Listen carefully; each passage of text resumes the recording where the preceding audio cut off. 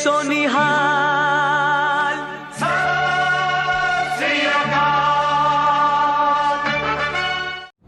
वाहिगुरू जी का खालसा वाहिगुरू जी की फतेह।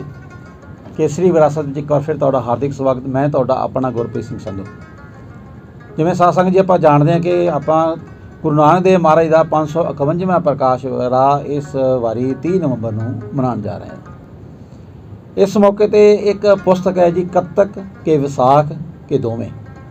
ਇਹ ਗੁਰੂ ਨਾਨਕ ਦੇਵ ਜੀ ਦੇ ਪ੍ਰਕਾਸ਼ ਪੁਰਬ ਨੂੰ ਸਮਰਪਿਤ ਪੁਸਤਕ ਹੈ।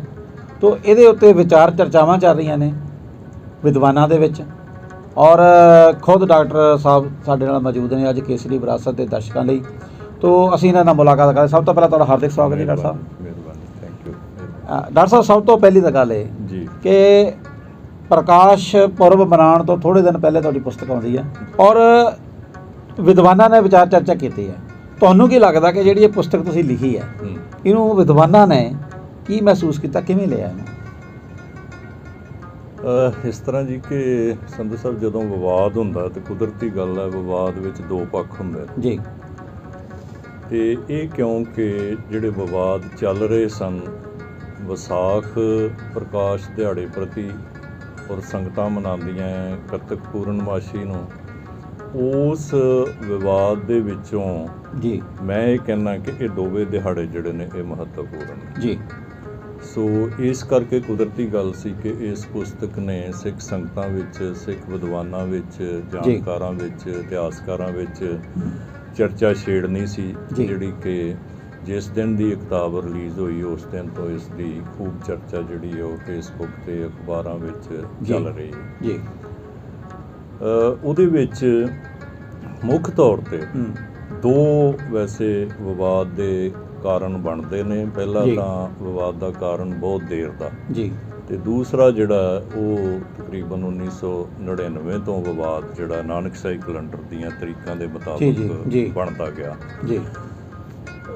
ਜਿੱਥੋਂ ਤੱਕ ਪਹਿਲੇ ਵਿਵਾਦ ਦੀ ਗੱਲ ਹੈ, ਉਸ ਵਿਵਾਦ ਦਾ ਅਸਲ ਮੁੱਢ ਜਿਹੜਾ ਉਹ 1912 ਵਿੱਚ ਵੱਜਾ, ਜਦੋਂ ਕਰਮ ਸਿੰਘ ਹਿਸਟੋਰੀਅਨ ਹੋਰਾਂ ਦੀ ਕਿਤਾਬ ਆਈ ਜੀ, ਕੱਤਕ ਕੇ ਵਿਸਾਖ ਜੀ। ਉਹਦੇ ਵਿੱਚ ਕਰਮ ਸਿੰਘ ਹਿਸਟੋਰੀਅਨ ਹੋਰਾਂ ਨੇ ਜਿਹੜਾ ਭਾਈ ਬਾਲੇ ਹੋਰਾਂ ਦੀ ਜਨਮ ਸਾਖੀ ਜੀ, ਕਿਉਂਕਿ ਭਾਈ ਬਾਲੇ ਹੋਰਾਂ ਵਾਲੀ ਇੱਕ ਇਕੱਲੀ ਐਸੀ ਜਨਮ ਸਾਖੀ ਹੈ ਜਿਸ ਵਿੱਚ ਗੁਰੂ ਜੀ ਦਾ ਜਿਹੜਾ ਪ੍ਰਕਾਸ਼ ਪੁਰਬ ਹੈ, ਜਨਮ ਦਿਹਾੜਾ ਹੈ, ਉਹ ਕੱਤਕ ਦੀ ਪੂਰਨਮਾਸ਼ੀ ਦਾ ਲਿਖਿਆ ਜੀ। ਆਮ ਤੌਰ 'ਤੇ ਸਿੱਖ ਸੰਗਤਾਂ ਦੇ ਵਿੱਚ ਭਾਈ ਬਾਲੇ ਵਾਲੀ ਜਨਮ ਸਾਖੀ ਬਹੁਤ ਮਸ਼ਹੂਰ ਹੈ, ਜਦੋਂ ਕਿ ਹੋਰ ਜਨਮ ਸਾਖੀ ਪਰੰਪਰਾ ਜਿਹੜੀਆਂ ਨੇ ਉਹਨਾਂ ਵੱਲ ਵਿਦਵਾਨਾਂ ਦਾ ਤਾਂ ਧਿਆਨ ਗਿਆ। ਵਿਦਵਾਨਾਂ ਨੂੰ ਤਾਂ ਪਤਾ, ਪਰ ਆਮ ਸਿੱਖ ਸੰਗਤ ਵਿੱਚ ਭਾਈ ਬਾਲੇ ਵਾਲੀ ਜਨਮ ਸਾਖੀ ਹੀ ਪ੍ਰਸਿੱਧ ਹੋਈ ਜੀ, ਜਦੋਂ ਕਿ ਉਹਦੇ ਤੋਂ ਪਹਿਲਾਂ ਮੰਨੀ ਜਾਂਦੀ ਪੁਰਾਤਨ ਜਨਮ ਸਾਖੀ, ਫਿਰ ਭਾਈ ਮਿਹਰਬਾਨ ਵਾਲੀ ਜਨਮ ਸਾਖੀ, ਫਿਰ ਭਾਈ ਮਨੀ ਸਿੰਘ ਹੋਰਾਂ ਵਾਲੀ ਜਨਮ ਸਾਖੀ। ਉਸ ਤੋਂ ਬਾਅਦ ਵੀ ਵੈਸੇ 3-4 ਜਨਮ ਸਾਖੀਆਂ ਜਿਹੜੀਆਂ ਉਹ ਸਾਹਮਣੇ ਆਈਆਂ, ਜਿਵੇਂ ਸਾਖੀ ਮਹੱਲਾ ਪਹਿਲੇ ਕੀ ਸੀਹਾਂ ਉੱਪਲ ਦੀ, ਇੱਕ ਜਨਮ ਸਾਖੀ ਸੈਦੋ ਜੱਟ ਦੀ, ਇੱਕ ਸਾਖੀ ਜਿਸ ਨੂੰ ਕਿ ਅਸੀਂ B40 ਦੇ ਨਾਂ ਨਾਲ ਜਾਣਦੇ ਹਾਂ, ਕਿਉਂਕਿ ਬ੍ਰਿਟਿਸ਼ ਲਾਇਬ੍ਰੇਰੀ ਦੇ ਵਿੱਚ ਜਿਹੜਾ ਕੈਟਾਲੋਗ ਹੈ ਉਹਦੇ ਵਿੱਚ ਉਹ B40 ਦੇ ਨਾਂ 'ਤੇ ਮਤਲਬ ਕੈਟਾਲੋਗਿੰਗ ਉਹਦੀ ਹੋਈ ਹੈ। ਇਸੇ ਤਰ੍ਹਾਂ PL ਹੈ ਸ਼ਾਇਦ 748 ਭਾਸ਼ਾ ਵਿਭਾਗ ਦਾ ਨੰਬਰ ਹੈ ਜੀ। ਸੋ ਇਹਨਾਂ ਸਾਰੀਆਂ ਜਨਮ ਸਾਖੀਆਂ ਦੇ ਵਿੱਚ ਜਿਹੜੀ ਜਨਮ ਦਿਹਾੜਾ ਹੈ ਗੁਰੂ ਜੀ ਦਾ, ਉਹ ਵਿਸਾਖ ਸੁਦੀ 3। ਹਰ ਇਤਿਹਾਸਕਾਰ ਜਿਹੜਾ ਉਹ ਲਿਖਦਾ ਕਿ ਉਹਨਾਂ ਦਾ ਜਿਹੜਾ ਜਨਮ ਹੋਇਆ ਉਹ ਪਿੰਡ ਰਾਏਪੁਰ ਤਲਵੰਡੀ ਵਿਸਾਖ ਸੁਦੀ 3 ਨੂੰ ਹੋਇਆ ਜੀ। ਫਿਰ ਕੱਤਕ ਪੂਰਨਮਾਸ਼ੀ ਨੂੰ ਕਿਉਂ? ਇੱਕ ਤਾਂ ਇਹ ਵਿਵਾਦ ਚੱਲਿਆ ਆ ਰਿਹਾ ਸੀ। ਦੂਸਰਾ ਵਿਵਾਦ ਜਿਹੜਾ ਹੈ ਉਹ ਮਿਤੀਆਂ ਦੇ ਹਿਸਾਬ ਨਾਲ ਨਾਨਕਸ਼ਾਹੀ ਕੈਲੰਡਰ ਕਰਕੇ ਹੋ ਗਿਆ। ਪਹਿਲੇ ਆਪਾਂ ਗੱਲ ਕਰੀਏ ਡਾਕਟਰ ਸਾਹਿਬ ਇਹਦੀ, ਕੱਤਕ ਕੇ ਵਿਸਾਖ ਦੀ ਜੀ। ਤੁਸੀਂ ਇਹਦਾ ਜਿਹੜਾ ਕਨਕਲੂਜਨ ਕੱਢਿਆ, ਤੁਸੀਂ ਕਿਹਾ ਕਿ ਦੋਵੇਂ, ਇਹਦੇ ਤੋਂ ਕੀ ਸਾਡੇ ਦਰਸ਼ਕਾਂ ਨੂੰ ਸ਼ਾਰਟਕਟ ਦੱਸੋ ਵੀ ਕੀ ਇਹਦਾ ਅਸਲ ਨਿਚੋੜੇ ਦਾ ਕੀ ਨਿਕਲ ਕੇ ਆਉਂਦਾ ਕਿ ਇਹ ਦੋਵੇਂ ਕਿਸ ਤਰ੍ਹਾਂ? ਦੋਵੇਂ ਇਸ ਤਰ੍ਹਾਂ ਨੇ। ਮੇਰੇ ਅੰਦਰ ਇਹ ਜਿਗਿਆਸਾ ਸੀ ਕਿ ਜੇ ਇਹ ਪੁਰਬ ਵਿਸਾਖ ਸੁਦੀ 3 ਤੋਂ ਕੱਤਕ ਪੂਰਨਮਾਸ਼ੀ ਨੂੰ ਮਨਾਇਆ ਜਾਣਾ ਸ਼ੁਰੂ ਹੋਇਆ ਤੇ ਉਹਦੇ ਕਾਰਨ ਕੀ ਹੋਣਗੇ ਜੀ। ਹੁਣ ਕਾਰਨ ਮੁਕਾਲਫ ਨੇ ਕਾਫੀ ਵਿਸਥਾਰ ਨਾਲ ਲਿਖਿਆ, ਉਸਨੇ 5-4 ਇਸ ਦੇ ਕਾਰਨ ਦੱਸਿਆ।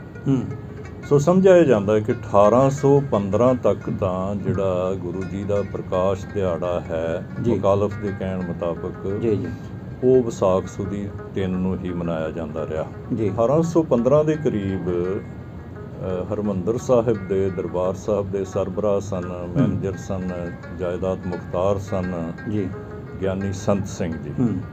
ਉਹਨਾਂ ਦੇ ਮਨ ਵਿੱਚ ਫੁਰਨਾ ਆਇਆ ਕਿ ਕਿਉਂਕਿ ਰਾਮ ਤੀਰਥ ਵਿਖੇ ਮੇਲਾ ਬਹੁਤ ਵੱਡਾ ਲੱਗਦਾ ਕੱਤਕ ਪੂਰਨਮਾਸ਼ੀ ਨੂੰ, ਅਤੇ ਉਹਦੇ ਵਿੱਚ ਸਿੱਖ ਸੰਗਤਾਂ ਵੀ ਜਿਹੜੀਆਂ ਨੇ ਉਹ ਬਹੁਤ ਜ਼ਿਆਦਾ ਸ਼ਾਮਲ ਹੁੰਦੀਆਂ, ਅਤੇ ਕਿਉਂ ਨਾ ਕੱਤਕ ਪੂਰਨਮਾਸ਼ੀ ਨੂੰ ਅੰਮ੍ਰਿਤਸਰ ਵਿਖੇ ਇਹ ਦਿਹਾੜਾ ਜਿਹੜਾ ਹੈ ਇਹ ਹਰਿਮੰਦਰ ਸਾਹਿਬ ਵਿਖੇ ਮਨਾਇਆ ਜਾਏ। ਸੋ ਉਹਨਾਂ ਦੇ ਅੱਗੋਂ ਭਾਈ ਸੰਤੋਖ ਸਿੰਘ ਜਿਹੜੇ ਸਨ ਉਹ ਚੇਲੇ ਸਨ, ਉਹ ਵੀ ਬੜੇ ਪੜ੍ਹੇ ਲਿਖੇ ਵਿਦਵਾਨ ਸਨ। ਸੰਤ ਸਿੰਘ ਗਿਆਨੀ ਸੰਤ ਸਿੰਘ ਆਪ ਬੜੇ ਪੜ੍ਹੇ ਲਿਖੇ ਵਿਦਵਾਨ ਸਨ। ਸੋ ਸੰਤੋਖ ਸਿੰਘ ਹੋਰਾਂ ਨੇ ਭਾਈ ਬਾਲੇ ਵਾਲੇ ਪੈਟਰਨ ਤੇ ਜਿਨ੍ਹਾਂ ਨੂੰ ਗਿਆਨੀ ਸੰਤੋਖ ਸਿੰਘ ਜਿਨ੍ਹਾਂ ਨੂੰ ਕਹਿੰਦੇ ਆ, ਉਹਨਾਂ ਦਾ ਗ੍ਰੰਥ ਵੀ ਹੈ, ਉਹਨਾਂ ਦਾ ਹਾਂਜੀ ਪੰਥ ਪ੍ਰਕਾਸ਼ ਵੀ ਹੈ ਤੇ ਗੁਰੂ ਨਾਨਕ ਪ੍ਰਕਾਸ਼ ਵੀ ਹੈ, ਸੂਰਜ ਪ੍ਰਕਾਸ਼ ਵੀ ਹੈ। ਸੋ ਉਹਨਾਂ ਨੇ ਜਿਹੜੀ ਤਰੀਕ ਲਿਖੀ ਹੈ ਉਹ ਵੀ ਭਾਈ ਬਾਲੇ ਵਾਲੇ ਪੈਟਰਨ ਤੇ ਹੀ ਕੱਤਕ ਪੂਰਨਮਾਸ਼ੀ ਲਿਖੀ। ਅੱਛਾ ਜੀ। ਲੇਕਿਨ ਉਹਦੇ ਵਿੱਚੋਂ ਜਦੋਂ ਉਮਰ ਘਟਾਉਂਦੇ ਆ ਤੇ ਜਨਮ ਜਿਹੜੀ ਤਰੀਕ ਹੈ ਉਹ ਫਿਰ ਵਿਸਾਖ ਸੁਦੀ 3 ਹੀ ਸਾਬਤ ਹੁੰਦੀ ਹੈ। ਅੱਛਾ। ਇੱਕ ਕਾਰਨ ਤੇ ਉਹ ਇਹ ਦੱਸਦੇ ਨੇ ਵੀ ਜਿਹੜਾ ਰਾਮ ਤੀਰਥ ਵਿਖੇ ਮੇਲਾ ਲੱਗਦਾ ਸੀ, ਇਹ ਕਾਰਨ। ਦੂਸਰਾ ਕਾਰਨ ਮੁਕਾਲਫ ਲਿਖਦਾ ਵੀ ਮੌਸਮ ਦਾ ਜਿਹੜਾ ਫਰਕ ਹੈ, ਵੀ ਵਿਸਾਖ ਦੇ ਵਿੱਚ ਗਰਮੀ ਸੀ, ਇਸ ਕਰਕੇ ਫੈਸਲਾ ਕੀਤਾ ਗਿਆ ਵੀ ਕੱਤਕ ਦੇ ਵਿੱਚ ਇਹ ਦਿਹਾੜਾ ਮਨਾਇਆ ਜਾਵੇ। ਜੇ ਇਹ ਏਡੀ ਵੱਡੀ ਇਤਿਹਾਸਕ ਮੋੜ ਲਿਆਉਣ ਵਾਲੀ ਗੱਲ ਜਿਹੜੀ ਹੈ ਉਹ ਕੀਤੀ ਜਾਣੀ ਸਹੀ ਹੁੰਦੀ ਤਾਂ ਫਿਰ 1815 ਵੇਲੇ ਮਹਾਰਾਜਾ ਰਣਜੀਤ ਸਿੰਘ ਹੋਰਾਂ ਦਾ ਰਾਜ ਸੀ, ਔਰ ਉਸ ਵੇਲੇ ਹੀ ਕਨਿੰਗਮ ਵੀ ਸਿੱਖ ਹਿਸਟਰੀ ਲਿਖ ਰਿਹਾ ਸੀ। ਅੱਛਾ ਜੀ। ਕਨਿੰਗਮ ਵੀ ਸਾਡਾ ਬਹੁਤ ਵੱਡਾ ਸਿੱਖ ਹਿਸਟੋਰੀਅਨ ਹੋਇਆ ਅੰਗਰੇਜ਼, ਤੇ ਉਸ ਨੇ ਇਸ ਦਾ ਕਿਤੇ ਜ਼ਿਕਰ ਨਹੀਂ ਕੀਤਾ। ਮੁਕਾਲਫ ਕਹਿੰਦਾ ਉਸ ਵੇਲੇ ਤਰੀਕ ਬਦਲੀ ਗਈ ਹੈ।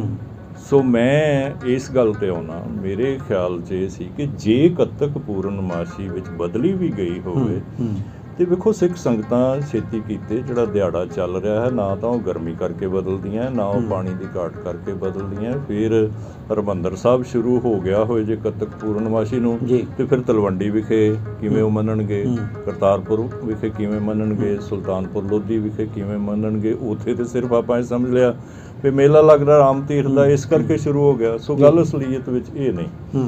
ਬਾਕੀ ਅਸਲੀਅਤ ਤੱਕ ਪਹੁੰਚਣਾ ਤਾਂ ਬਹੁਤ ਔਖਾ, ਪਰ ਮੇਰਾ ਆਪਣਾ ਇੱਕ ਇਹ ਪੱਖ ਹੈ ਕਿ ਕੱਤਕ ਪੂਰਨਮਾਸ਼ੀ ਤਾਂ ਗੁਰੂ ਨਾਨਕ ਦੇਵ ਜੀ ਤੋਂ ਪਹਿਲਾਂ ਵੀ ਮਨਾਈ ਜਾਂਦੀ ਸੀ। ਅੱਛਾ ਜੀ। ਔਰ ਕੱਤਕ ਪੂਰਨਮਾਸ਼ੀ ਜਿਹੜੀ ਹੈ ਉਹ ਨਾਮਦਾਨ ਇਸ਼ਨਾਨ ਵਾਸਤੇ ਬਹੁਤ ਵੱਡਾ ਪੁੰਨ ਸਮਝਿਆ ਜਾਂਦਾ ਸੀ ਜੀ।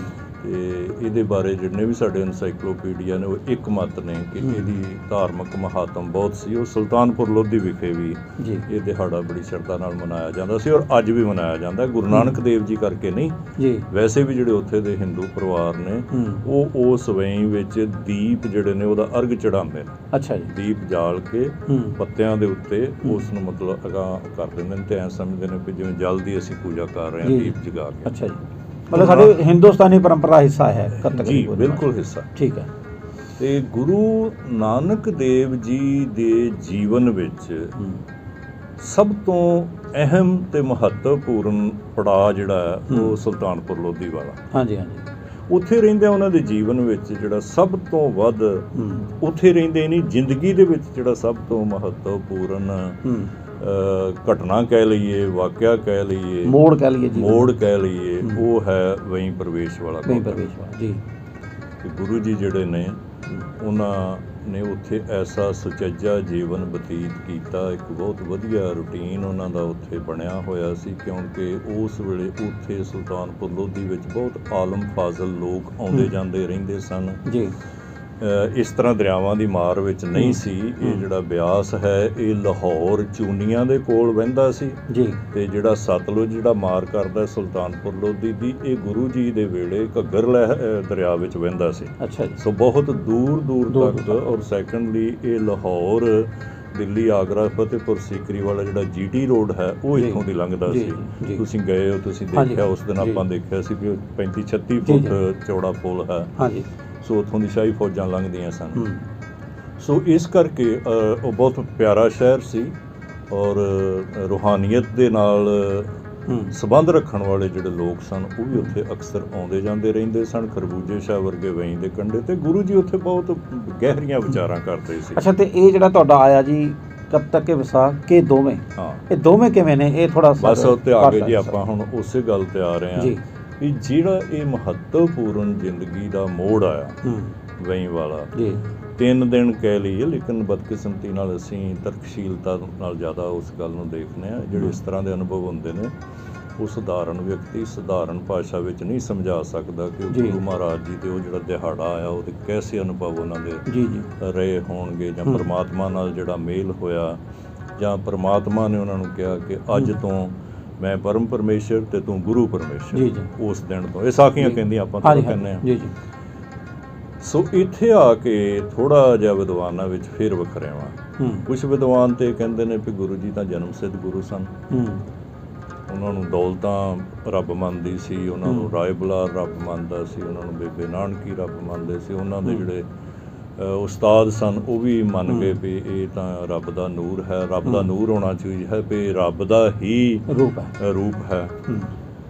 ਲੇਕਿਨ ਕੁਛ ਵਿਦਵਾਨ ਤੇ ਜਿਹੜੇ ਮੇਰੇ ਹਿਸਾਬ ਨਾਲ ਜ਼ਿਆਦਾ ਠੀਕ ਨੇ ਉਹ ਇਹ ਹੈ ਵੀ ਉਹ ਜਿਹੜਾ ਜ਼ਿੰਦਗੀ ਦਾ ਇੱਕ ਅਖੀਰਲਾ ਬਹੁਤ ਫੈਸਲਾ ਕੁੰਨ ਪੜਾਅ ਹੈ ਉਹ ਸੁਲਤਾਨਪੁਰ ਲੋਧੀ ਵਿਖੇ ਆਉਂਦਾ, ਜਦੋਂ ਸਾਰੀ ਹੀ ਦੁਨੀਆ 3 ਦਿਨ ਤੋਂ ਬਾਅਦ ਜਦੋਂ ਉਹ ਪ੍ਰਗਟ ਹੁੰਦੇ ਨੇ। ਹਾਂਜੀ ਹਾਂਜੀ। ਸੋ ਕਿਉਂਕਿ ਸਮਝਿਆ ਗਿਆ ਵੀ ਉਹ 3 ਦਿਨ ਵਾਸਤੇ ਜਦੋਂ ਨਹੀਂ ਨਿਕਲੇ ਵਹੀਂ ਦੇ ਵਿੱਚੋਂ, ਉਹਨਾਂ ਨੇ ਟੁੱਬੀ ਲਗਾਈ ਤੇ ਇਹ ਰੌਲਾ ਪੈ ਗਿਆ ਵੀ ਉਹ ਖਤਮ ਹੋ ਗਏ, ਉਹ ਡੁੱਬ ਗਏ, ਉਹ ਮਰ ਗਏ ਤੇ ਬਹੁਤ ਮਾਤਮ ਛਾ ਗਿਆ। ਉਸ ਮਾਤਮ ਤੋਂ ਬਾਅਦ ਜਦੋਂ ਗੁਰੂ ਜੀ ਪ੍ਰਗਟ ਹੋਏ, ਉਸੇ ਘਾਟ ਤੋਂ ਉਸੇ ਵੇਲੇ ਪ੍ਰਗਟ ਹੋਏ, ਇੱਕ ਜਲਾਓ ਇੱਕ ਵੱਖਰੀ ਕਿਸਮ ਦਾ ਸੀ, ਕਿਉਂਕਿ ਪਰਮਾਤਮਾ ਨਾਲ ਮੇਲ ਤੋਂ ਬਾਅਦ ਉਹ ਸੰਸਾਰਕ ਜੀਵਨ ਤੋਂ ਮੁਕਤ ਹੋਣ ਵਾਲਾ ਜਲਾਓ ਸੀ ਉਹਨਾਂ ਦੇ ਚਿਹਰੇ ਦੇ ਉੱਤੇ। ਤੇ ਇਸ ਕਰਕੇ ਉਹ ਨਵਾਬ ਦੌਲਤ ਖਾਨ ਨੂੰ ਨਵਾਬ ਨਹੀਂ ਸਨ ਸਮਝਦੇ, ਕਿਸੇ ਸ਼ਾਹੀ ਕਾਜ਼ੀ ਨੂੰ ਸ਼ਾਹੀ ਕਾਜ਼ੀ ਨਹੀਂ ਸਨ ਸਮਝਦੇ। ਉਹਨਾਂ ਦੇ ਮੁਤਾਬਕ ਸੱਚ ਕੀ ਹੈ ਇਹ ਸਭ ਤੋਂ ਵੱਡੀ ਗੱਲ ਸੀ। ਨਾ ਕੋ ਹਿੰਦੂ ਨਾ ਮੁਸਲਮਾਨ, ਏਕੋ ਸਿਮਰੋ ਨਾਨਕਾ ਦੂਜਾ ਨਾਹੀ ਕੋਏ ਵਾਲੇ ਜਿਹੜੇ ਕਨਸੈਪਟ ਸਨ ਉਹਨਾਂ ਦੇ ਸਾਹਮਣੇ ਸਿਰ ਝੁਕ ਗਿਆ। ਕਾਜ਼ੀ ਸ਼ਾਹੀ ਕਾਜ਼ੀ ਦਾ ਵੀ ਹੁਕਮ ਮਾਮੂਲੀ ਨਹੀਂ ਸੀ, ਸ਼ਾਹੀ ਕਾਜ਼ੀ ਸੀ, ਕਿਉਂਕਿ ਇਹ ਰਿਆਸਤ ਵੀ ਕਾਫੀ ਵੱਡੀ ਸੀ ਨਵਾਬ ਦੌਲਤ ਖਾਨ ਲੋਧੀ ਦੀ। ਨਵਾਬ ਦੌਲਤ ਖਾਨ ਲੋਧੀ ਵੈਸੇ ਚੰਗਾ ਇਨਸਾਨ ਸੀ, ਉਹ ਵੀ ਗੁਰੂ ਜੀ ਦਾ ਸਿੱਕਾ ਮੰਨ ਗਿਆ। ਉਸ ਦਿਨ ਤੋਂ ਸਮਝਿਆ ਜਾਣ ਲੱਗਾ ਕਿ ਇਹ ਪਰਮਾਤਮਾ ਦਾ ਹੀ ਨੂਰ ਹਨ। ਤੇ ਉਹਨੇ ਕਾਜ਼ੀ ਨੇ ਵੀ ਕਿਹਾ ਕਿ ਗੁਰੂ ਜੀ ਵਿੱਚੋਂ ਅੱਲਾ ਬੋਲਦਾ ਜੀ। ਮਤਲਬ ਗੁਰੂ ਨਾਨਕ ਸਾਹਿਬ ਦੀ ਜਿਹੜੀ ਵਿਚਾਰਧਾਰਾ ਆਪਾਂ ਜਿਹਨੂੰ ਕਹਿ ਸਕਦੇ, ਜਿੱਥੋਂ ਉਹਨਾਂ ਦਾ ਉਪਦੇਸ਼ ਦੇਣੇ ਸ਼ੁਰੂ ਕੀਤੇ ਆ, ਉਹ ਸਾਰਾ ਘਟਨਾ ਚੱਕਰ ਜਿਹੜਾ ਉਹ ਸੁਲਤਾਨਪੁਰ ਲੋਧੀ ਨਾਲ ਜੁੜਿਆ ਹੋਇਆ। ਉਹ ਸੁਲਤਾਨਪੁਰ ਲੋਧੀ ਨਾਲ ਜੁੜਿਆ। ਔਰ ਜਿਹੜੇ ਲੋਕ ਇਹਨੂੰ ਤਰਕਸ਼ੀਲਤਾ ਤੇ ਪਰਖਦੇ ਨਾ, ਉਹਨਾਂ ਨੂੰ ਇਹ ਸਮਝਣਾ ਚਾਹੀਦਾ ਵੀ ਗੁਰੂ ਜੀ ਆਪ ਰਾਗ ਮਾਝ ਵਿੱਚ ਇਹ ਸਾਰੀ ਗੱਲ ਬਾਰੇ ਲਿਖਦੇ ਨੇ। ਉਹ ਢਾਡੀ ਵਕਾਰ ਕਰੇ ਲਾਇਆ ਵਾਲੇ ਸ਼ਬਦ ਵਿੱਚ। ਫਿਰ ਗੁਰੂ ਰਾਮਦਾਸ ਜੀ ਵੀ ਪਰਮਾਤਮਾ ਨੇ ਆਪਣੇ ਮਹਿਲ ਬਣਾਇਆ ਇਹਦਾ ਜ਼ਿਕਰ ਕਰਦੇ ਨੇ। ਭਾਈ ਨੰਦ ਲਾਲ ਗੋਇਆ ਜੀ ਇੱਕ ਲੰਬੀ ਕਵਿਤਾ ਦੇ ਵਿੱਚ ਇਸ ਗੱਲ ਦਾ ਜ਼ਿਕਰ ਕਰਦੇ ਨੇ। ਭਾਈ ਗੁਰਦਾਸ ਜੀ ਵੀ ਜਿਹੜੇ ਨੇ ਪਹਿਲੇ ਪਾਇਆ ਬਖਸ਼ਦਰ ਦੀ ਗੱਲ ਜਿਹੜੀ ਹੈ ਉਹ ਆਪਣੀਆਂ ਵਾਰਾਂ ਵਿੱਚ ਕਰਦੇ ਨੇ। ਸੋ ਇਹ ਸਿਰਫ ਜਨਮ ਸਾਖੀਆਂ ਨੇ ਨਹੀਂ ਲਿਖਿਆ, ਇਹ ਬਾਕੀ ਗੁਰੂ ਜੀ ਨੇ ਗੁਰਬਾਣੀ ਦੇ ਵਿੱਚ ਵੀ ਹਵਾਲੇ ਆਏ ਨੇ ਹਵਾਲਾ। ਔਰ ਜਿਹੜੇ ਗੁਰੂ ਮਹਾਰਾਜ ਦੇ ਸਮਕਾਲੀ ਕਵੀ ਸੀਗੇ ਉਹਨਾਂ ਦੇ ਲਿਖਤਾਂ ਵਿੱਚ, ਉਹਨਾਂ ਦੀਆਂ ਲਿਖਤਾਂ ਵਿੱਚ। ਸੋ ਹੁਣ ਫਿਰ ਸਵਾਲ ਇਹ ਪੈਦਾ ਹੁੰਦਾ ਕਿ ਜੇ ਇਹ ਐਡਾ ਮਹੱਤਵਪੂਰਨ ਦਿਹਾੜਾ ਔਰ ਪੁਨਰ ਜਨਮ ਵਾਲਾ ਦਿਹਾੜਾ, ਮੁੜ ਪ੍ਰਗਟ ਹੋਣ ਵਾਲਾ ਦਿਹਾੜਾ, ਸਪਿਰਚੁਅਲ ਰੀਜਨਰੇਸ਼ਨ ਵਾਲਾ ਦਿਹਾੜਾ, ਇਨਲਾਈਟਨਮੈਂਟ ਕਹਿ ਲਈਏ, ਪ੍ਰਭ ਮਿਲਨ ਕਹਿ ਲਈਏ, ਗੁਰੂ ਪ੍ਰਮਾਣਿਤ ਦਿਵਸ ਕਹਿ ਲਈਏ, ਭਾਸ਼ਾ ਦੇ ਹਿਸਾਬ ਨਾਲ ਵਿਦਵਾਨ ਇਸ ਨੂੰ ਕੋਈ ਵੀ ਕਹਿ ਦੇਣ, ਪਰ ਉਹ ਦਿਹਾੜਾ ਬੇਹੱਦ ਮਹੱਤਵਪੂਰਨ ਸੀ ਜੀ। ਉਹ ਦਿਹਾੜਾ ਫਿਰ ਹੈ ਕਿਸ ਦਿਨ ਦਾ ਸੀ?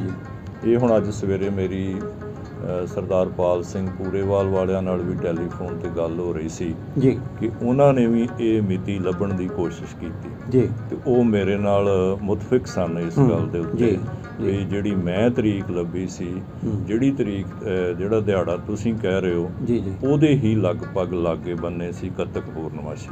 ਅੱਛਾ ਜੀ। ਸੋ ਸਾਡੀਆਂ ਜਿਹੜੀਆਂ ਜਨਮ ਸਾਖੀਆਂ ਨੇ ਉਹਨਾਂ ਵਿੱਚ ਭਾਈ ਬਾਲੇ ਵਾਲੀ ਤੇ ਭਾਈ ਮਿਹਰਬਾਨ ਵਾਲੀ ਜਨਮ ਵਿਸਾਖੀ ਦੇ ਵਿੱਚ ਭਾਈ ਮਿਹਰਬਾਨ ਵਾਲੀ ਜਨਮ ਵਿਸਾਖੀ ਵਿੱਚ ਲਿਖਿਆ ਗਿਆ ਭਾਦਰੋਂ ਦੀ ਪੂਰਨਮਾਸ਼ੀ। ਅੱਛਾ। ਉਹਨੂੰ ਵੇਖ ਕੇ ਡਾਕਟਰ ਕਿਰਪਾਲ ਸਿੰਘ ਹੋਰਾਂ ਨੇ ਵੀ ਹੂ ਲਿਖਤਾ ਭਾਦਰੋਂ ਦੀ ਪੂਰਨਮਾਸ਼ੀ। ਉਹਨਾਂ ਨੂੰ ਦੇਖ ਕੇ ਪ੍ਰੋਫੈਸਰ ਸਾਹਿਬ ਸਿੰਘ ਹੋਰਾਂ ਨੇ ਵੀ ਲਿਖਤਾ ਵੀ ਭਾਦਰੋਂ ਦੀ ਪੂਰਨਮਾਸ਼ੀ। ਲੇਕਿਨ ਪ੍ਰੋਫੈਸਰ ਸਾਹਿਬ ਸਿੰਘ ਖੁਦ ਲਿਖਦੇ ਨੇ ਕਿ ਉਸ ਵੇਲੇ ਉਹਨਾਂ ਦੀ ਉਮਰ 38.5 ਸਾਲ ਸੀ। ਭਾਈ ਮਿਹਰਬਾਨ ਜੀ ਵੀ ਲਿਖਦੇ ਨੇ ਕਿ ਉਹਨਾਂ ਦੀ ਉਮਰ 38.5 ਸਾਲ ਸੀ। ਤੇ ਜੇ ਤੁਸੀਂ ਵਿਸਾਖ ਸੁਦੀ 3 ਤੋਂ ਚੱਲਦੇ ਹੋ ਤੇ ਭਾਦਰੋਂ ਵਿੱਚ ਤੇ ਸਿਰਫ 4 ਮਹੀਨੇ ਹੀ ਹੁੰਦੇ ਨੇ। ਤੋਂ ਕੱਤਕ ਪੂਰਨਮਾਸ਼ੀ ਨੂੰ ਜਾ ਕੇ ਹੀ 60 ਜਿਹੜੀ ਆ ਉਹ ਪੂਰੀ ਹੁੰਦੀ ਜੀ ਜੀ 6 ਮਹੀਨੇ ਉੱਥੇ ਜਾ ਕੇ ਪੂਰੇ ਹੁੰਦੇ ਨੇ। ਤੇ ਜਿਹੜੀ ਭਾਈ ਬਾਲੇ ਵਾਲੀ ਜਨਮ ਵਿਸਾਖੀ ਹੈ ਉਹਦੇ ਵਿੱਚ ਗੁਰੂ ਜੀ ਦਾ ਪ੍ਰਕਾਸ਼ ਦਿਹਾੜਾ, ਜਨਮ ਦਿਹਾੜਾ, ਪ੍ਰਗਟ ਦਿਵਸ ਜੋ ਵੀ ਕਹਿ ਲਈਏ, ਉਹ ਕੱਤਕ ਪੂਰਨਮਾਸ਼ੀ ਨੂੰ ਆ। ਉਹ ਕਹਿੰਦੇ ਨੇ ਵੀ ਜਿਹੜਾ ਵਹੀਂ ਵਾਲਾ ਕੌਤਕ ਹੈ ਇਹ ਪੂਰੇ 37 ਸਾਲ ਦੀ ਉਮਰ 'ਚ ਹੋਇਆ। ਜੇ ਪੂਰੇ 37 ਸਾਲ ਦੀ ਉਮਰ 'ਚ ਹੋਇਆ ਤੇ ਫਿਰ ਕੁਦਰਤੀ ਗੱਲ ਹੈ ਕੱਤਕ ਪੂਰਨਮਾਸ਼ੀ ਨੂੰ ਹੀ ਪੂਰੇ 37 ਸਾਲ ਹੋਣਗੇ ਨਾ। ਸੋ ਇਹਦਾ ਮਤਲਬ ਇਹ ਹੋਇਆ ਕਿ ਜਿਹੜਾ ਇਹ ਦਿਹਾੜਾ ਸੀ ਸੁਲਤਾਨਪੁਰ ਲੋਧੀ ਵਿਖੇ ਇਹ ਕੱਤਕ ਪੂਰਨਮਾਸ਼ੀ ਵਾਲੇ ਦਿਨ ਦਾ ਹੈ ਜੀ। ਸੋ ਤਲਵੰਡੀ ਰਾਏਪੁਰ ਵਿਖੇ ਜਨਮ ਦਿਵਸ ਬੜਾ ਮਹੱਤਵਪੂਰਨ ਹੋਏਗਾ ਜੀ। ਸੁਲਤਾਨਪੁਰ ਲੋਧੀ ਵਿੱਚ ਜਨਮ ਦਿਹਾੜਾ ਮਹੱਤਵਪੂਰਨ ਨਾ ਰਹਿ ਕੇ ਇਹ ਜਿਹੜਾ ਮੁੜ ਪ੍ਰਗਟ ਹੋਣ ਵਾਲਾ ਦਿਹਾੜਾ ਸੀ ਇਹ ਮਹੱਤਵਪੂਰਨ ਹੋ ਗਿਆ। ਤੇ ਉੱਥੋਂ ਦੀਆਂ ਸਿੱਖ ਸੰਗਤਾਂ ਨੂੰ ਜਦੋਂ ਤੀਜੇ ਦਿਨ ਪਤਾ ਲੱਗਾ ਤੇ ਉਹ ਹੁੰਮ ਹੁਮਾ ਕੇ ਆਈਆਂ ਕਿ ਗੁਰੂ ਜੀ ਪ੍ਰਗਟ ਹੋ ਗਏ ਨੇ, ਗੁਰੂ ਜੀ ਮੁੜ ਆ ਗਏ ਨੇ, ਗੁਰੂ ਜੀ ਰੱਬ ਕੋਲੋਂ ਮਿਲ ਕੇ ਮੁੜ ਕੇ ਇਹਨਾਂ ਨੇ ਪ੍ਰਗਟ ਮਤਲਬ ਹੋਏ ਨੇ ਸਾਡੇ ਵਾਸਤੇ ਤੇ ਸਾਨੂੰ ਸੋਧਣ ਵਾਸਤੇ, ਇਸ ਸੰਸਾਰ ਨੂੰ ਚੜਿਆ ਸੋਧਨ ਧਰਤ ਲੁਕਾਈ ਵਾਸਤੇ। ਤੇ ਇਸ ਕਰਕੇ ਸੁਲਤਾਨਪੁਰ ਦੀਆਂ ਸੰਗਤਾਂ ਵਿੱਚ ਇਹ ਜਿਹੜਾ ਦਿਹਾੜਾ ਸੀ ਕੱਤਕ ਪੂਰਨਮਾਸ਼ੀ ਵਾਲਾ ਇਹ ਮਨਾਇਆ ਜਾਣਾ ਸ਼ੁਰੂ ਹੋ ਗਿਆ। ਔਰ ਇੱਥੋਂ ਹੀ ਲੱਗਦਾ ਕਿ ਹੋਰ ਪਾਸੇ ਵੀ ਇਹੀ ਦਿਹਾੜਾ ਮਨਾਉਣਾ ਸ਼ੁਰੂ ਹੋ ਗਿਆ। ਹਾਂ, ਹੁਣ ਆਪਾਂ ਇਹ ਸਮਝਦੇ ਆ ਕਿ ਜਿਹੜੀਆਂ ਜਨਮ ਸਾਖੀਆਂ ਨੇ ਉਹ ਦੇਖੋ ਜੀ ਕਿ ਗੁਰੂ ਅਰਜਨ ਦੇਵ ਜੀ ਦੇ ਗੁਰੂ ਗ੍ਰੰਥ ਸਾਹਿਬ ਦੀ ਸੰਪਾਦਨਾ ਤੋਂ ਬਾਅਦ ਲਿਖੀਆਂ ਗਈਆਂ ਨੇ, ਵਿਦਵਾਨਾਂ ਨੇ ਸਾਬਤ ਕਰਤਾ ਜੀ। ਭਾਈ ਬਾਲੇ ਵਾਲੀ ਜਨਮ ਸਾਖੀ ਦੇ ਵਿੱਚ ਵੀ ਕਈ ਗੁਰੂ ਅਮਰਦਾਸ ਜੀ ਦੇ ਸ਼ਬਦ ਉਹਨਾਂ ਦੇ ਮੂੰਹ ਅਖਵਾਏ। ਅੱਛਾ ਜੀ। ਕਈ ਗੁਰੂ ਅਰਜਨ ਦੇਵ ਜੀ ਵਾਲੇ ਉਹਨਾਂ ਦੇ ਮੂੰਹ ਅਖਵਾਏ ਨੇ। ਇਹਦਾ ਮਤਲਬ ਗੁਰੂ ਅਰਜਨ ਦੇਵ ਜੀ ਤੋਂ ਬਾਅਦ ਲਿਖੀ ਮਤਲਬ ਸ਼ਬਦ ਜੇ ਗੁਰੂ ਅਰਜਨ ਦੇਵ ਜੀ ਦੇ ਆ ਚੁੱਕੇ ਸਨ ਤੇ ਗੁਰੂ ਨਾਨਕ ਦੇਵ ਜੀ ਦੇ ਮੂੰਹ ਅਖਵਾ ਰਹੇ ਨੇ ਭਾਈ ਬਾਲਾ ਜੀ। ਭਾਈ ਬਾਲਾ ਜੀ ਵੈਸੇ ਤੇ ਹੈ ਹੀ ਨਹੀਂ ਸਨ ਜੀ। ਕਰਮ ਸਿੰਘ ਹਿਸਟੋਰੀਅਨ ਹੋਰਾਂ ਨੇ ਸਾਬਤ ਕਰ ਦਿੱਤਾ ਵੀ ਹੈ ਹੀ ਨਹੀਂ ਸਨ ਜੀ। ਤੇ ਉਹ ਇੱਕ ਮਤਲਬ ਕਲਪਤ ਗੱਲ ਆ ਜੀ। ਸੋ ਇਹ ਜਿਹੜੀ ਗੱਲ ਸੀ ਮੂੰਹ ਜ਼ਬਾਨੀ ਮੌਖਿਕ ਰੂਪ ਦੇ ਵਿੱਚ 2 ਤਰੀਕਾਂ ਫੈਲ ਗਈਆਂ ਜੀ।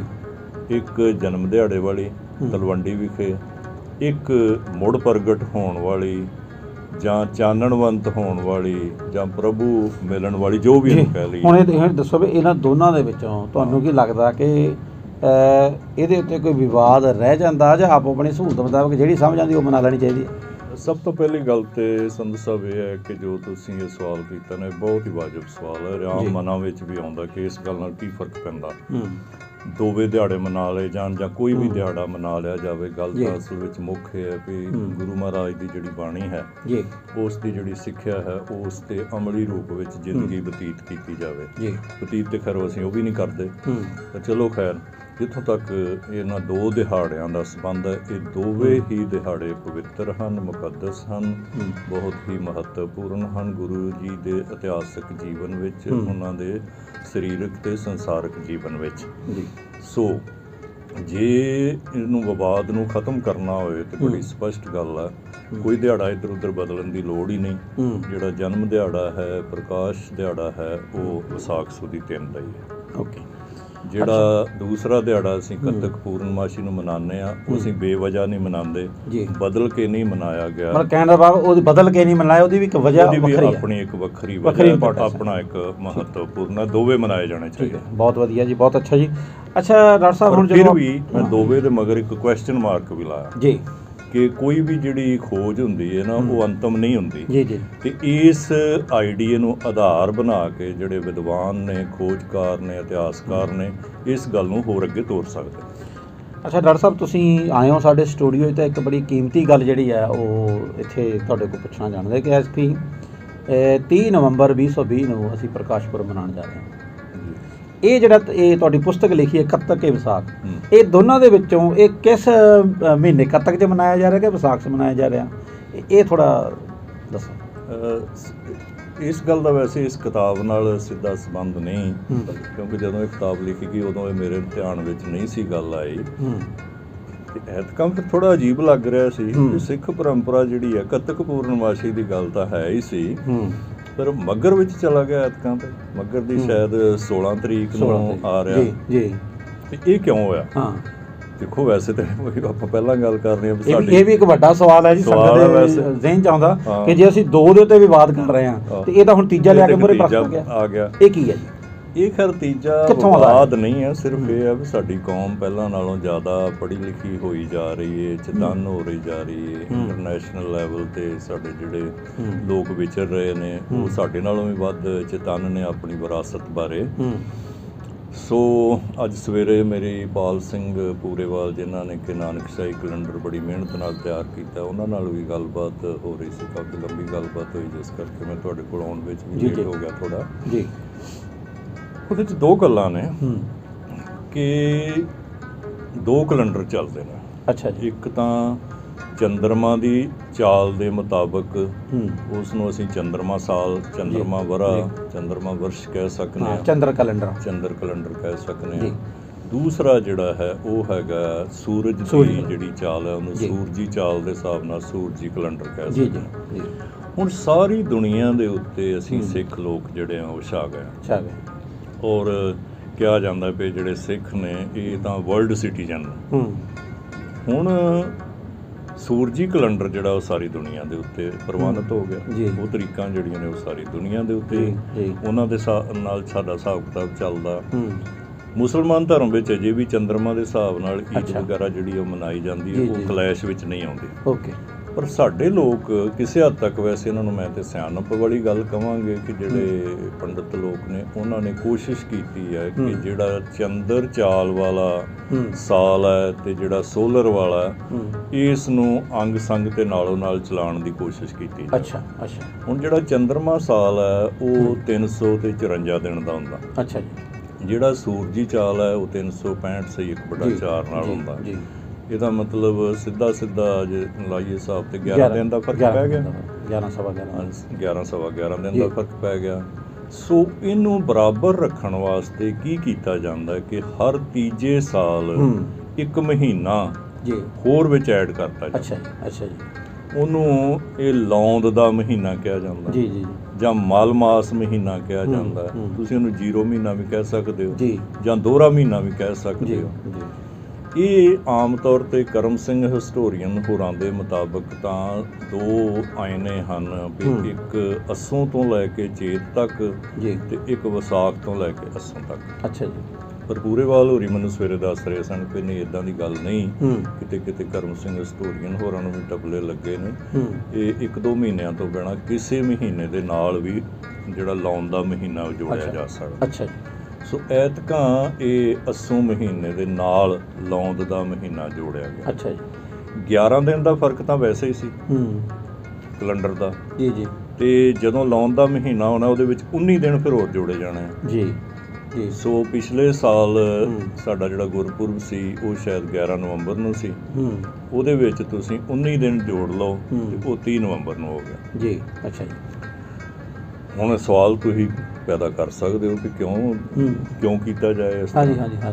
ਉਹ ਫਿਰ ਉਹੀ, ਕਿਉਂਕਿ ਅਸੀਂ ਤਾਂ ਪਹਿਲਾਂ 2 ਪੰਥ ਦਾ ਇਸ ਝਮੇਲੇ 'ਚ ਪਿਆ, ਕੱਤਕ ਕੇ ਵਿਸਾਖ।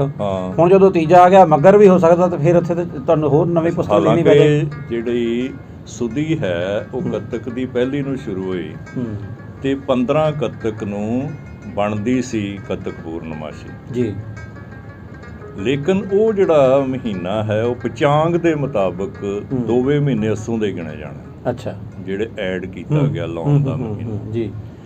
ਤੇ ਉਹਦੇ ਨਾਲ ਪਚਾਂਗਾਂ ਦੇ ਹਿਸਾਬ ਨਾਲ ਇੱਕ ਹੋਰ ਵਹਿਮ ਭਰਮ ਜਿਹੜਾ ਹੈ ਉਹ ਨਾਲ ਜੁੜਦਾ ਕਿ ਜਿਹੜਾ ਮਲ ਮਾਸ ਹੈ, ਲੌਂਦ ਦਾ ਮਹੀਨਾ ਹੈ, ਉਹਦੇ ਵਿੱਚ ਕੋਈ ਵੀ ਜਿਹੜਾ ਸ਼ੁਭ ਪੁਰਬ ਹੈ ਜਾਂ ਗੁਰਪੁਰਬ ਹੈ ਜਾਂ ਕੋਈ ਹਿੰਦੂ ਤਿਉਹਾਰ ਹੈ ਜਾਂ ਕੋਈ ਵੀ ਕਾਰਜ ਸ਼ੁਭ ਕਾਰਜ ਨਹੀਂ ਕਰਨਾ, ਸ਼ੁਭ ਕਾਰਜ ਹੈ, ਉਤਸਵ ਹੈ, ਉਹ ਨਹੀਂ ਕਰਨਾ। ਹਾਂ, ਉਤਸਵ ਨਹੀਂ ਕਰਨਾ ਉਹ ਹੁਣ ਕਿਉਂਕਿ ਮਲ ਮਾਸ ਵਿੱਚ ਜਾਂ ਲੌਂਦ ਦੇ ਮਹੀਨੇ ਵਿੱਚ ਆ ਰਿਹਾ ਸੀ, ਅਸਲ 'ਚ ਉਹਨੂੰ ਮਤਲਬ ਕੱਤਕ ਦੀ ਪੂਰਨਮਾਸ਼ੀ ਗਿਣਨਾ ਹੀ ਨਹੀਂ, ਉਹ ਅੱਸੋਂ ਦੇ 2 ਮਹੀਨੇ ਹੋ ਗਏ। ਜੇ ਕੱਤਕ ਦੀ ਗਿਣਨਾ ਹੈ ਤਾਂ ਫਿਰ ਵੀ ਉਹਦੇ ਨਾਲ ਇਹ ਵਹਿਮ ਭਰਮ ਹੈ ਕਿ ਉਹ ਨਹਿਸ਼ ਹੈ, ਉਹ ਮਲ ਮਾਸ ਆ, ਉਹਦੇ ਵਿੱਚ ਸ਼ੁਭ ਕਰਮ ਨਹੀਂ ਹੋ। ਮੈਨੂੰ ਲੱਗਦਾ ਜਿਹੜੀ ਨਹਿਸ਼ ਦੀ ਗੱਲ ਆ ਰਹੀ ਹੈ ਕੋਈ ਇਸ ਕਰਕੇ ਤਾਂ ਨਹੀਂ ਕਿਉਂਕਿ ਜਿਹੜੀਆਂ ਉਹ ਤਰੀਕਾ ਨੇ ਉਹ ਰੈਗੂਲਰ ਤਾਂ ਹੈ ਨਹੀਂ, ਹਰ ਸਾਲ ਆਉਣ ਵਾਲੀਆਂ ਤਾਂ ਹੈ ਨਹੀਂ ਗਈਆਂ, ਕਿਉਂਕਿ ਉਹ ਲਾਗੇ ਮਹੀਨਾ ਆ ਕ੍ਰੀਏਟ ਕੀਤਾ ਗਿਆ ਜੀ। ਤੇ ਇਸ ਕਰਕੇ ਕਹਿੰਦੇ ਉਹਨੇ ਵੀ ਚੱਲ ਜਿਹੜਾ ਸ਼ੁਭ ਕਾਰਜ ਕੀਤਾ ਕੋਈ ਉਹ ਫਿਰ ਹਰ ਸਾਲ ਤਾਂ ਅਸੀਂ ਮਨਾ ਨਹੀਂ ਸਕਦੇ, ਉਸ ਦਿਨ ਨੂੰ ਬਾਰ-ਬਾਰ ਰਿਪੀਟ ਨਹੀਂ ਕਰ ਸਕਦੇ, ਇਸ ਕਰਕੇ ਕਹਿੰਦੇ ਵਿੱਚ ਨਾ ਕਰੋ ਜੀ ਕੰਮ। ਸੋ ਅੱਗੇ ਤੋਂ ਹੁਣ ਆਪਾਂ ਧਿਆਨ ਰੱਖਾਂਗੇ ਸੰਧੂ ਸਾਹਿਬ, ਆਪਾਂ ਅੱਗੇ ਕਦੀ ਧਿਆਨ ਨਹੀਂ ਰੱਖਿਆ ਜੀ।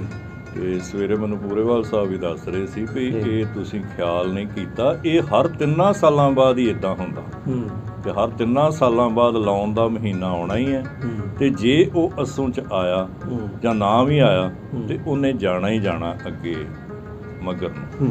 ਆਪਾਂ ਅੱਗੇ ਤੋਂ ਖਿਆਲ ਰੱਖਾਂਗੇ ਵੀ ਜੇ ਪਰ ਹੁਣ ਜਿਹੜਾ ਪ੍ਰਕਾਸ਼ ਪੁਰਬ ਹੈ, ਹਾਂ, ਜੇ ਅਸੀਂ ਕੱਤਕ ਦੀ ਗੱਲ ਕਰਦੇ ਹਾਂ ਜਾਂ ਵਿਸਾਖ ਦੀ ਗੱਲ ਕਰਦੇ ਹਾਂ, ਉਸ ਤੋਂ ਬਾਅਦ ਕੇ ਮੱਘਰ 'ਚ ਮਨਾਉਣ ਦੀ ਫਿਰ ਕੀ ਜ਼ਰੂਰਤ ਹੈ? ਜੇ ਆਪਾਂ ਉਹ ਕੱਤਕ ਦੇ ਵਾਲੀ ਤਰੀਕ ਨਹੀਂ ਜਾਂ ਫੜ ਸਕਦੇ ਜਾਂ ਵਿਸਾਖ ਵਾਲੀ ਤਰੀਕ ਨਹੀਂ ਫੜ ਸਕਦੇ? ਦੇਖੋ ਉਹਦੇ ਨਾਲ ਫਿਰ ਇਹੀ ਪ੍ਰੋਬਲਮ ਆਏਗੀ ਨਾ ਜੀ। ਜੇ ਤੇ ਅਸੀਂ ਹੁਣ ਅਸੀਂ ਨਾ 3 ਕੈਲੰਡਰਾਂ ਦੀ ਮਾਰ ਚੱਲਣੇ ਆ ਪਏ ਅਸਲ 'ਚ, ਇੱਕ ਬਿਕਰਮੀ, ਇੱਕ ਚੰਦਰ ਚਾਲ, ਇੱਕ ਸੂਰਜੀ ਚਾਲ। ਸੋ ਉਹਨਾਂ ਤਿੰਨਾਂ ਦੇ ਵਿੱਚ ਇਹ ਬਹੁਤ ਗਹਿਰਾ ਟਕਰਾਅ ਆ, ਉਸ ਟਕਰਾਲ ਦਾ ਮੇਲ ਸਮੇਲ ਜਿਹੜਾ ਹੈਗਾ। ਤੇ ਜਾਂ ਫਿਰ ਹੁਣ ਜੇ ਅਸੀਂ ਕਿਉਂਕਿ ਜਿਹੜਾ ਹੈ ਨਾ ਨਾਨਕਸ਼ਾਹੀ ਕੈਲੰਡਰ ਜੀ, ਉਹਦੇ ਮੁਤਾਬਕ ਤਾਂ ਜਿਹੜੀ ਤਰੀਕ ਕੱਢੀ ਗਈ 1469 ਕੱਤਕ ਪੂਰਨਮਾਸ਼ੀ ਸ਼ਾਇਦ 20 ਅਕਤੂਬਰ ਨੂੰ ਸੀ। ਅੱਛਾ ਜੀ। ਜੇ ਤੇ ਹੁਣ ਅਸੀਂ ਨਾਨਕਸ਼ਾਹੀ ਕੈਲੰਡਰ ਨੂੰ ਮੰਨ ਲਈਏ ਤੇ ਫਿਰ ਤੇ ਇਹ ਹੋਣਾ ਚਾਹੀਦਾ ਵੀ ਅਸੀਂ ਹਮੇਸ਼ਾ ਹੀ 20 ਅਕਤੂਬਰ ਨੂੰ ਮਨਾਈਏ ਜੀ। ਪਰ ਫਿਰ ਉਹ ਸਾਡਾ ਨਾਲ ਜਿਹੜਾ ਜੁੜਿਆ ਹੈ ਵੀ ਗੁਰੂ ਜੀ ਦਾ ਦਿਹਾੜਾ ਜਾਂ ਉਹਨਾਂ ਦਾ ਜਨਮ ਜਾਂ ਉਹਨਾਂ ਦਾ ਪ੍ਰਗਟ ਦਿਵਸ, ਪ੍ਰਕਾਸ਼ ਦਿਹਾੜਾ ਜੋ ਵੀ ਹੈ, ਮਿੱਟੀ ਧੁੰਦ ਜਗ ਚਾਨਣ ਹੋਆ, ਵੀ ਉਹ ਚੰਦਰਮਾ ਨਾਲ ਸੰਬੰਧਿਤ ਹੈ, ਪੂਰਨਮਾਸ਼ੀ ਨਾਲ ਸੰਬੰਧਿਤ ਹੈ। ਉਹ ਫਿਰ ਸਾਡੇ ਜਿਹੜੇ ਚੰਦਰਮਾ ਤੇ ਪੂਰਨਮਾਸ਼ੀ ਦੇ ਨਾਲ ਗੁਰੂ ਜੀ ਦੇ ਨਾਲ ਅਹਿਸਾਸ ਜੁੜੇ ਨੇ, ਉਹ ਫਿਰ ਵਿੱਚੋਂ ਮਾਈਨਸ ਹੋ ਜਾਂਦੇ ਨੇ। ਸੋ ਜਦੋਂ ਕੌਮ ਗਲੋਬਲ ਹੋਵੇਗੀ, ਗਲੋਬਲ ਲੈਵਲ ਤੇ ਵਿਚਰੇਗੀ, ਪਿਛਲੇ ਸੰਸਕਾਰਾਂ ਨਾਲ ਟਕਰਾਅ ਹੋਣਾ ਹੀ ਹੋਣਾ। ਗੱਲ ਕਰੀਏ ਜੀ ਆਪਾਂ ਮਹੀਨਿਆਂ ਦੇ ਸੰਗਰਾਂਦ ਮਨਾਉਂਦੇ ਆਪਾਂ, ਸੰਗਰਾਂਦ ਦਾ ਮਹੀਨਾ ਜਦੋਂ ਸਾਡਾ ਇੱਥੇ ਚੜ੍ਹਦਾ, ਜਿਹੜਾ ਇੱਥੇ ਮੌਸਮ ਜੋ ਗੁਰਬਾਣੀ ਦੱਸਿਆ ਜਾ ਰਿਹਾ ਹੁੰਦਾ, ਉਹ ਕੈਨੇਡਾ ਦੇ ਵਿੱਚ ਜਾਂ ਇੰਗਲੈਂਡ ਦੇ ਵਿੱਚ ਤਾਂ ਹੁੰਦਾ ਨਹੀਂ, ਤੇ ਉਹਨੂੰ ਕਿਵੇਂ ਤੁਸੀਂ ਦੇਖਦੇ? ਇਹ ਬੜੀ ਕਮਾਲ ਦੀ ਗੱਲ ਹੈ। ਔਰ ਮੈਂ 3-4 ਸਾਲ ਪਹਿਲਾਂ ਗਿਆ ਆਪਣੇ ਬੇਟੇ ਕੋਲ ਕੈਨੇਡਾ, ਤੇ ਜਿਵੇਂ ਸਾਡੀ ਇੱਥੇ ਸ਼ਰਧਾ, ਮੈਂ ਕਿਹਾ ਵੀ ਖਾਸ ਤੌਰ ਤੇ ਦੂਰ ਗਿਆ ਹੋਰ ਥੋੜ੍ਹੀ ਜਿਹੀ ਹੋ ਜਾਂਦੀ, ਮੈਂ ਕਿਹਾ ਵੀ ਸਵੇਰੇ ਸੰਗਰਾਂਦ ਹੈ ਤੇ ਮੈਂ ਤੇ ਸਵੇਰੇ ਉੱਠ ਕੇ ਮੱਥਾ ਟੇਕਣ ਜਾਵਾਂਗਾ। ਉਹ ਕਹਿੰਦੇ ਚਲੋ ਦੇਖੋ, ਬੇਟਾ ਸਿਆਣਾ, ਉਹਨੂੰ ਇਹ ਸੀ ਵੀ ਮੈਂ ਕਾਹਨੂੰ ਦੱਸਾਂ ਇਹਨਾਂ ਨੂੰ, ਆਪੇ ਆਪਣਾ ਅਨੁਭਵ ਲੈਣ। ਮੈਂ ਚਲੇ ਗਿਆ ਗੁਰਦੁਆਰਾ ਸਾਹਿਬ ਤੇ ਉੱਥੇ ਕੋਈ ਵੀ ਨਹੀਂ ਸੀ। ਅੱਛਾ। ਮੈਂ ਗ੍ਰੰਥੀ ਸਿੰਘ ਨੂੰ ਪੁੱਛਿਆ, ਮੈਂ ਕਿਹਾ ਬਾਬਾ ਜੀ ਅੱਜ ਤਾਂ ਸੰਗਰਾਂਦ ਸੀ?